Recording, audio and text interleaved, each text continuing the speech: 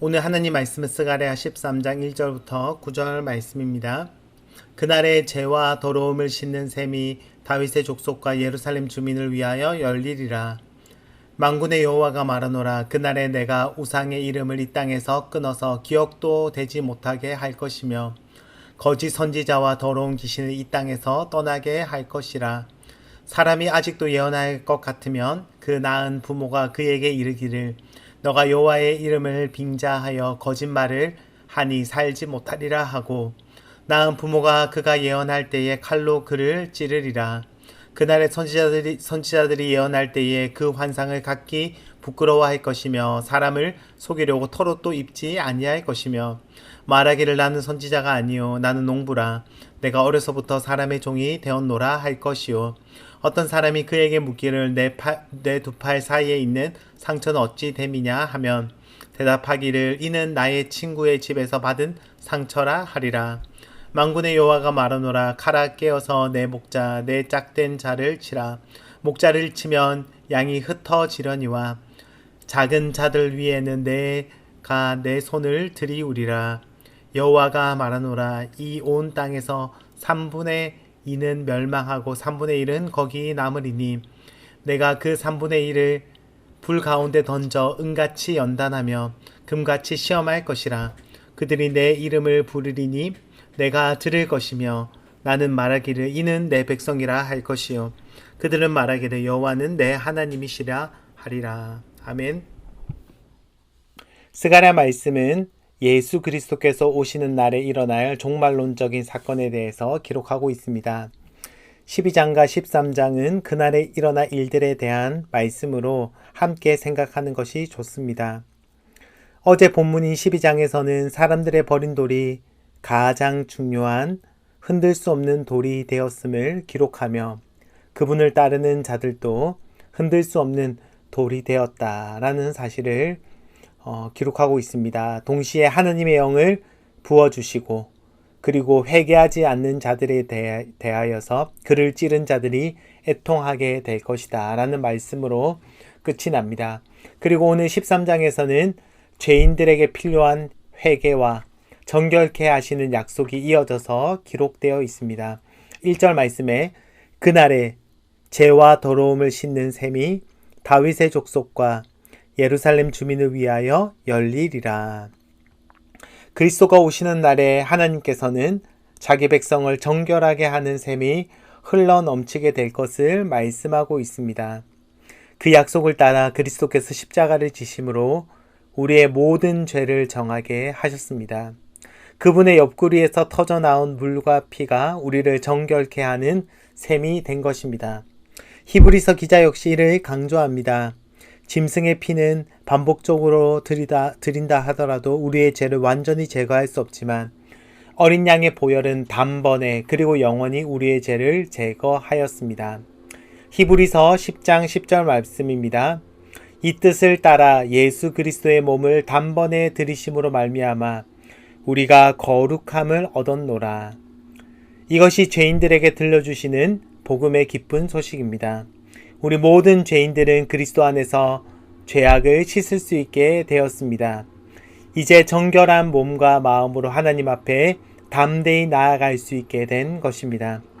하지만 사탄은 그런 우리에게 끊임없이 너 같은 인간이 어떻게 하나님 앞에 나아갈 수 있느냐라고 이야기합니다. 죄를 반복해서 짓는 너가 무슨 낯짝으로 하나님 앞에 예배 드리느냐라고 이야기하는 것입니다. 하지만 그 셈은 마르지 않는 셈이며 다시 흘러 넘치는 생수와 같습니다. 십자가의 보혈로 나아가면 누구든지 자신의 죄를 용서받고 모든 더러움에서 자신을 깨끗하게 할 수 있습니다. 그리고 이어지는 2절부터 6절 말씀은 이 정결케 하는 셈이 실제 삶에서 어떻게 나타나는지 보여주고 있습니다. 2절에서는 우상 숭배를 제거할 것이며 3절부터 6절에서 거짓 선지자를 제거하는 모습으로 나타납니다. 죄사함과 동시에 성령께서는 우리에게 새로운 마음을 부어주십니다. 이제 우리의 마음의 우상들과 거짓 선지자들의 미혹을 거절하고 하나님의 말씀만 따르는 삶을 살아가게 될 것을 그렇게 보여주고 있는 것입니다. 그리스도의 보혈이 우리를 깨끗하게 하였으니 우리는 우리 안에 우상과 싸우며 거짓된 가르침을 따르지 않는 그런 삶을 살아야 합니다. 하지만 우리의 삶 가운데 씻음 받았지만 여전히 우상과 거짓된 말과 행동이 우리 삶에 남아 있지 않은지 돌아보고 그리고 그러한 저희들의 모습을 씻어 주시기를 그렇게 기도하길 원합니다. 7절부터 9절 말씀은 고난받는 목자의 모습을 우리에게 보여줍니다. 7절에 만군의 여호와가 말하노라 칼아 깨어서 내 목자 내 짝된 자를 치라. 목자를 치면 양이 흩어지려니와 작은 자들 위에는 내가 내 손을 들이우리라. 이 본문에 나타난 목자를 향하여 주님께서는 내 짝이라고 명하십니다. 그는 여호와와 친밀한 관계를 맺고 있었던 자임을 알 수 있습니다. 바로 하나님의 아들 예수님입니다. 그날에 하나님께서 자신의 짝인 목자를 우리에게 보내주십니다. 하지만 사람들은 그 목자를 칼로 치게 될 것입니다. 그 결과 그 목자의 양들은 흩어지게 될 것입니다. 예수님이 군인들에게 사로잡혀 십자가에 못 박히심으로 이 말씀이 성취되었습니다. 그 목자를 따르던 양들인 제자들은 그가 사로잡히는 것을 보고 모두 흩어져 버렸습니다. 목자도 그렇게 칼로 공격하였다면 양떼들은 얼마나 많은 핍박과 어려움을 당하겠습니까? 신약 성경은 예수님의 남은 고난을 그분의 교회가 감당하게 될 것이다 라고 말씀합니다. 9절 말씀에 내가 그 3분의 1을 불 가운데 던져 은같이 연단하며 금같이 시험할 것이라. 그들이 내 이름을 부르리니 내가 들을 것이며 나는 말하기를 이는 내 백성이라 할 것이요 그들은 말하기를 여호와는 내 하나님이시리라 하리라. 비록 하나님의 그 연단 가운데 하나님의 백성이 놓이게 되지만 그 과정을 통하여서 금과 은이 연단되듯이 우리도 새롭게 될 것이다 라고 하나님은 약속하십니다. 그 연단의 목적은 우리를 괴롭히기 위함이 아니라 우리의 찌꺼기를 제거하며 우리를 정결케 하시기 위함입니다. 고난을 통하여 우리는 고난을 통하여서만 만날 수 있는 하나님이 있습니다. 그 시간을 통해서만 배울 수 있는 것들이 있습니다.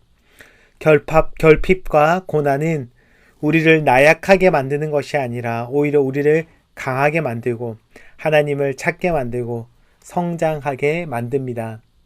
이 모든 시간을 지나고 우리는 하나님을 멀리 계신 분으로 생각하는 것이 아니라 오늘 말씀처럼 내 하나님이다 라고 고백하게 될 것입니다. 말씀을 맺기 원합니다. 하나님은 우리를 정결하게 하시는 분이십니다. 그리스도의 보혈로 우리를 깨끗하게 하십니다. 그리고 그분이 당하는 고난을 따라서 우리도 고난을 통해 성장하고 자라게 될 것입니다. 이것이 예수님을 믿는 자의 삶입니다. 예수님을 믿는 것은 때론 손해보고 절제하고 사랑하기 위하여 자신을 희생하는 삶이지만 그러한 삶이야말로 하나님을 알아가고 예수님을 닮아가는 삶입니다. 우리를 정결하게 하시는 주님의 보혈을 다시 의지하고 오늘 하루도 거룩하고 정결하며 사랑하고 절제하는 삶을 살아가기를 저와 여러분이 되시기를 주의 이름으로 축복합니다. 기도하도록 하겠습니다. 하나님 아버지, 정결하게 하는 셈이 우리의 더러운 모든 죄악을 씻고 우리의 부정한 그런 오염된 삶을 깨끗게 하심을 믿습니다. 그러한 깨끗한 삶을 살아가게 하여 주시옵소서. 오늘 하루 예수님을 믿음으로 거룩하고 정결하며 사랑하고 절제하는 삶을 살게 하여 주시옵소서. 때론 주님을 믿는다는 이유로 손해보기도 하지만 그러한 삶을 통하여 주님을 더 닮아가는 저희들 되게 하여 주시옵소서. 예수님의 이름으로 기도드립니다. 아멘.